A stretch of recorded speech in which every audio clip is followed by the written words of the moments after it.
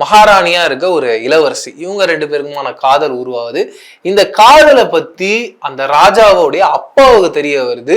அப்பாவுக்கு தெரிய வந்ததுக்கு முன்னாடியே ராஜாவுக்கு தெரிய வந்துருச்சு. இப்போ இந்த காதலை கலைக்கணும் அப்படின்னு நினைக்கிறாங்க.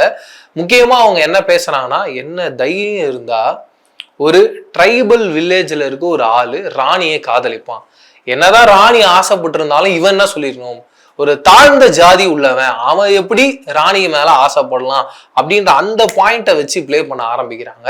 அப்போ ராஜாவுக்கும் இங்க ட்ரைபல் வில்லேஜ்ல பயங்கர பவர்ஃபுல்லா இருக்க சிவாவுக்கும் ஒரு சண்டை நடக்குது.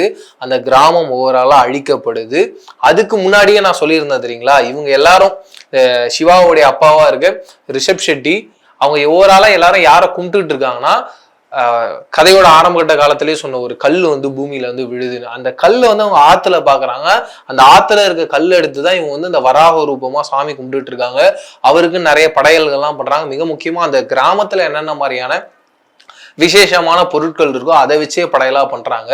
அப்படி இருக்கும் பட்சத்துல ராஜா என்ன பண்றாரு, ஒரு நாள் கிராமத்துக்குள்ள பூந்து எல்லாரையும் வெட்டுறார், பாக்குறவங்க எல்லாரையும் சாகடிக்கிறார்.